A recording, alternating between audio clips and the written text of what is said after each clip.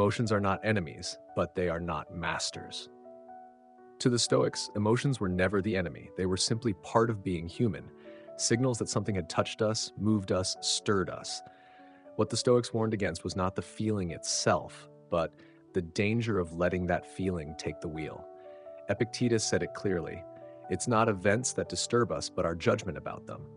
This single line reveals the core Stoic insight about emotion. What troubles us is not what happens, but the meaning we assign to it.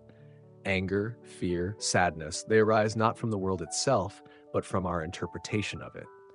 This is a subtle but powerful shift. It means that emotions are not uncontrollable forces descending from the sky. They begin in the mind.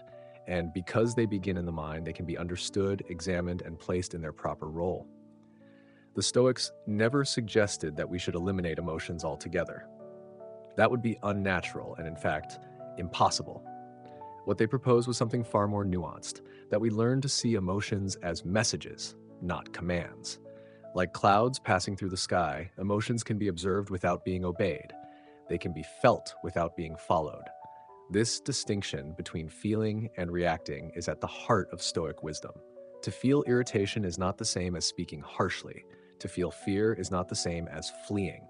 Between emotion and action, there is space, and in that space lives the possibility of reason. The Stoic does not deny the fire of feeling, but refuses to let it burn down their inner peace. They treat emotions the way a seasoned sailor treats the sea, with respect, awareness, and discipline. Storms may come, but the ship must hold its course. There is a modern tendency to treat emotions either as absolute truths or as shameful weaknesses. The Stoic path offers a third way. Emotions are neither sacred nor sinful. They are simply information, a signal from within, shaped by our beliefs, our attachments, and our expectations. And like all information, their value depends on what we do with them. Take, for example, anger. To the Stoics, anger is not evil. It is simply a reaction to perceived injustice. But if we pause to examine it, we might find that our sense of injustice was based on a mistaken belief, an inflated ego, or unrealistic expectations. Once the false belief is seen, the emotion begins to dissolve. What seemed like a fire becomes smoke. Or consider fear. Fear often arises from imagining a future we cannot control.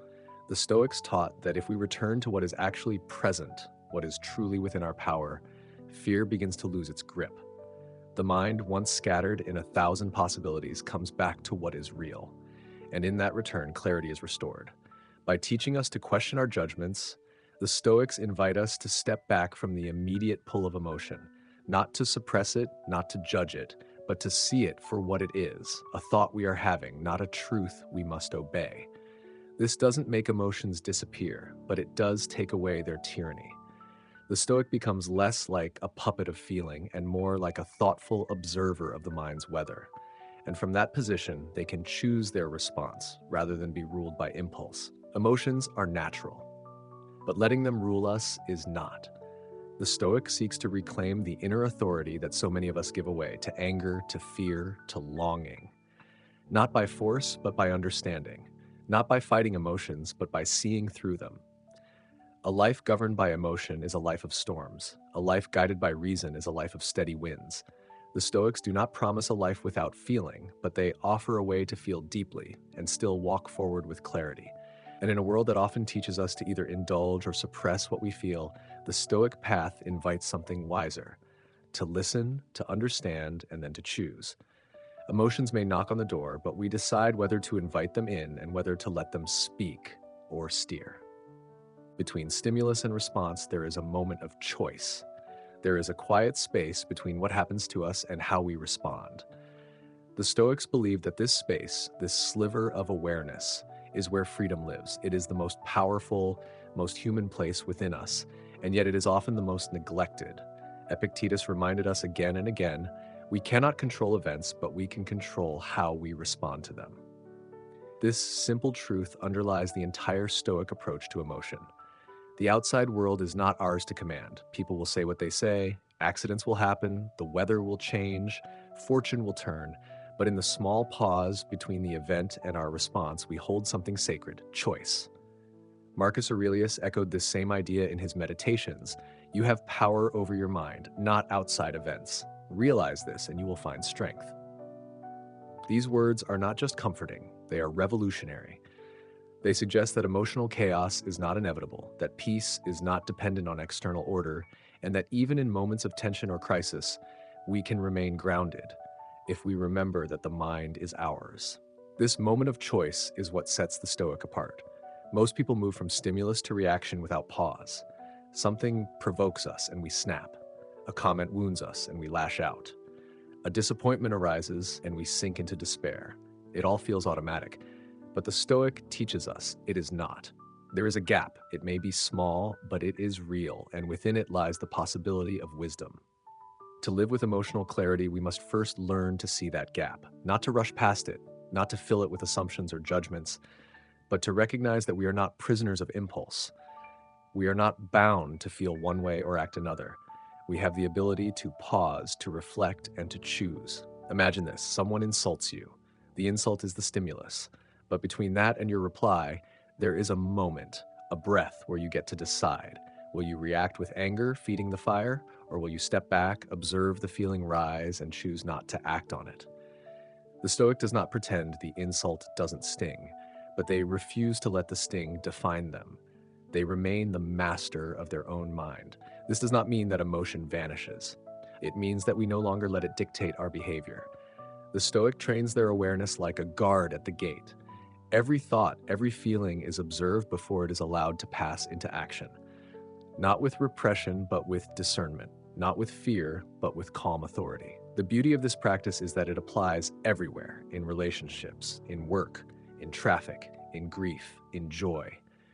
The moment of choice is always present. And though we may not always seize it, the Stoic ideal is to shorten the gap between emotion and reflection until reason becomes a natural response. This way of living does not make us cold or indifferent. On the contrary, it makes us more present. When we're not constantly reacting, we begin to see things more clearly. We hear what people are truly saying. We understand situations in their full context. We gain the gift of perspective.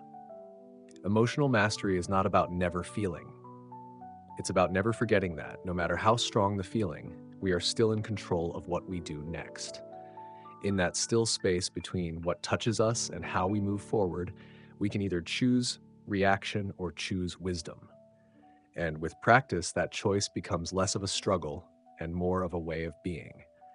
The world will always bring unexpected wins, but the Stoic knows that the hand on the sail remains their own. They choose not to be driven by every gust, but to steer calmly and deliberately through whatever arises. In that choice, repeated, refined, and reclaimed, we find not only control over emotion, but the quiet strength of a mind that belongs fully to itself. Passion clouds judgment, detachment clarifies it. To see clearly, one must step back. This is as true for the eyes as it is for the soul. When emotion rushes in, fierce, loud, uninvited, it pulls us into its storm. Anger burns, fear tightens, desire blinds. And in those moments, our judgment, our ability to discern, to act wisely, becomes clouded. Seneca wrote, "No man is more unhappy than he who never faces adversity, for he is not permitted to prove himself." At first glance, this speaks of strength through challenge, but beneath the surface, it offers something deeper, that without struggle, we never learn to separate ourselves from our passions. We never learn to stand steady in the face of inner turbulence. The Stoics did not equate detachment with indifference. They did not teach that one must feel nothing, care for nothing, respond to nothing. Their goal was not to become unfeeling, but to become unshaken. And this is where the concept of apatheia enters. Not apathy, not numbness, but a state of inner composure where the soul is no longer ruled by unruly passions. In the Stoic worldview, passions are not just feelings. They are excessive impulses, distorted reactions based on mistaken beliefs. Anger is not merely a burst of frustration, but a failure to see that the world does not owe us comfort. Fear is not simply nervousness, but a belief that something external can truly harm who we are at our core. Desire is not merely wanting, but a conviction that we cannot be fulfilled without possessing something. And these passions, left unchecked, do not guide us, they deceive us. The Stoic answer is not to destroy emotion, but to refine it, not to suppress passion, but to transcend it. Through reason, reflection, and inner discipline, the Stoic learns to recognize the moment when feeling begins to twist perception. when the voice of anger drowns out fairness, when the tremble of fear obscures possibility, when the heat of longing blinds us to what we already have. Detachment, then, is not withdrawal from life, it is presence in its purest form. It is the ability to remain centered while life surges all around. It is to walk through the fire and not become the fire. It is to witness the storm without becoming swept away. Imagine a calm lake. Its surface reflects the world with clarity, but stir it with wind or stone and the image blurs. The same is true for the mind. When passions stir the soul, truth becomes harder to see. But in stillness, in detachment, the reflection returns. The Stoics practiced detachment not as an escape, but as a method of seeing things as they are. A situation arises, not what you hoped for, not what you planned, and the emotion rises. But instead of reacting, the Stoic pauses, observes, and asks, is this truly worth disturbing my peace? In doing so, they reclaim their inner compass. They remain faithful to their values rather than their impulses. And this, too, is a kind of freedom, the freedom not to be ruled by the moment. To the Stoic, passion is not proof of life. It is often the mask that hides what truly matters. A detached mind is not a cold mind, it is a clear one. A mind that sees not through the smoke of desire or the fog of rage, but through the steady lens of reason. This way of being is not easy. The world pushes us to feel more, to react faster, to chase louder and burn brighter. But the Stoic resist this pull, not because they feel less, but because they seek more clarity, more harmony, more strength of character. And so, in a world that glorifies emotional drama, the Stoic chooses calm. In a world that says follow your passion, the Stoic says follow your reason. Not because they are cold, but because they have found that in detachment there is depth. In restraint there is revelation. In quietude there is clarity. Know thyself, the root of all emotional discipline.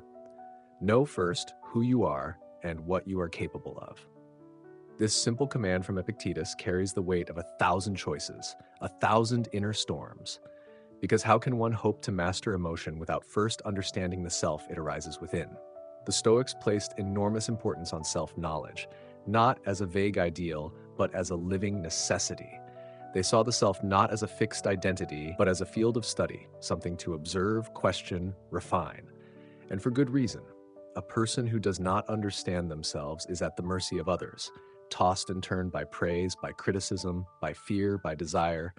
Without self-knowledge, we become emotional mirrors, reflecting whatever is thrown at us. Someone else's anger becomes our own. Their disappointment becomes our shame. Their success awakens our envy.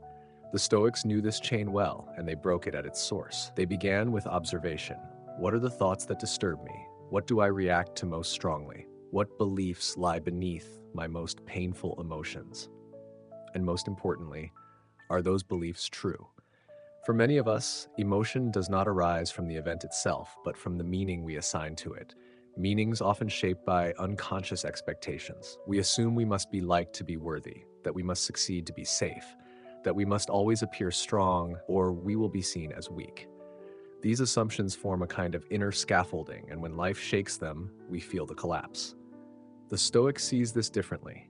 They understand that most emotional suffering comes not from what is, but from what we expect it to be. A harsh word hurts not just because it is harsh, but because we expected kindness. A failure wounds because we expected success. Discomfort disturbs because we assumed ease. To know oneself is to trace emotion to its roots, to ask, why does this matter to me? And then to keep asking until the answer is not a reaction, but a revelation. This is not a purely intellectual task, it is a moral one, because to know ourselves is to confront not only our strengths, but also our vanities, our fears, our false identities. It is to face the roles we perform and ask whether they reflect our values or only our insecurities. Epictetus warned that without understanding who we are, we cannot possibly know how to live, because we will spend our lives reacting, imitating, striving for goals that do not truly belong to us. We will feel emotions that are not ours, suffer under pressures that are not real, and chase versions of success that only hollow us out. But once we know ourselves, genuinely and humbly, something shifts. We stop being so easily shaken. We become less reactive and more reflective. Criticism no longer wounds us if we have already looked honestly at our flaws. Praise no longer intoxicates if we no longer rely on others to define us. Envy fades when we know what truly fulfills us. This is emotional discipline at its deepest level. Not repression, not performance, but alignment. When our actions reflect who we truly are, when our expectations are rooted in reality, emotion no longer takes us by surprise. It becomes a signal, not a command, a visitor, not a ruler. The journey of self-knowledge is never complete, but each moment of clarity adds strength to the mind. Each layer of illusion peeled away brings us closer to peace. The Stoics were not perfect, but they were committed. They practiced the art of seeing themselves without flattery and without fear. And in doing so, they discovered that the greatest power over emotion begins not with the outer world, but with the inner map we carry of who we are. Know thyself, not as a slogan, but as a way of walking through the world, quiet, anchored, aware, not easily swayed by the winds of feeling, because the roots go deep. And from those roots, discipline blooms, not as control, but as clarity. Don't argue with reality, accept it, and you gain control. Marcus Aurelius once wrote, "Accept whatever comes to you woven in the pattern of your destiny." These are not words of resignation, but of quiet strength. In them lies the essence of Stoic wisdom, the understanding that our suffering often stems not from the world itself, but from our refusal to accept it as it is. We live in constant negotiation with reality. We wish for things to be different, for people to act differently, for events to unfold another way, for the world to meet our expectations. But reality is not something we control. It is something we encounter. And when we resist it, we suffer. Disappointment is born when we demand that life conform to our plans. Anger erupts when others do not behave as we think they should. Grief deepens when we cling to what has already changed. Behind so many emotions lies a single, often unconscious thought: this should not be happening. The Stoic does not say we must like everything that happens, but they do insist that we see things clearly without illusion or denial. They teach us to stop arguing with life, not because we are powerless, but because our power lies elsewhere, in how we respond, in what we make of what happens, in the meaning we assign to our circumstances. To accept reality is not to give up, it is to stand in truth. To face the present moment without distortion or fantasy. To say, this is what is, not in defeat, but in recognition. It is only from that place that wise action becomes possible. Consider the alternative. When we reject what is real, we build a life upon false ground. We waste energy cursing the rain instead of seeking shelter. We cling to how things should be and lose our grip on what can be. Emotion, in this state, becomes chaotic. We become consumed by the gap between expectation and reality. The Stoic path is different. It begins with the radical act of saying yes to the moment, to the mess, to the imperfection. Marcus Aurelius accepted even illness, betrayal, and the burden of an empire as part of nature's design. Not because he lacked ambition or sensitivity, but because he understood that peace could not be found in resistance. It could only be found in alignment. This kind of acceptance is not weakness. It is a fierce clarity. It takes strength to meet life on its terms, especially when those terms are harsh. But in doing so, we reclaim the only control that truly matters: control over ourselves. The world will continue to be unpredictable. People will disappoint us. Circumstances will change without notice.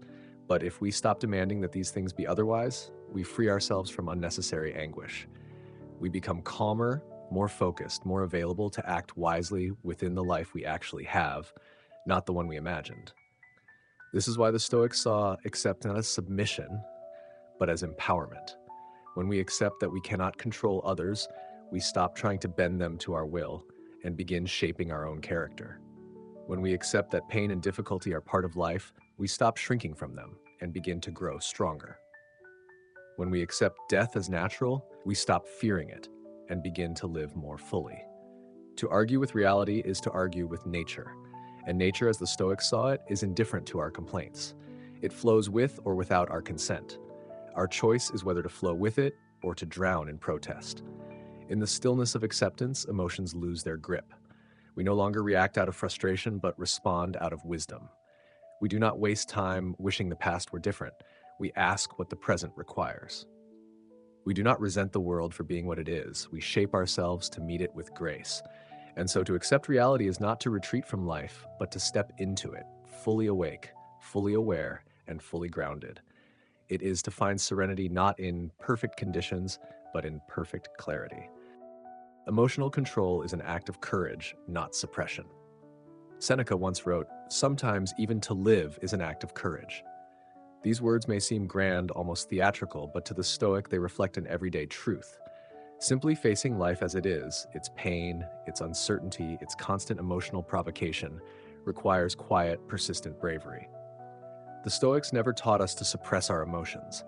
They did not advocate for a hollow stillness or a lifeless calm. Instead, they called us to a deeper strength, to feel but not to be ruled, to experience the waves of emotion but not be drowned by them.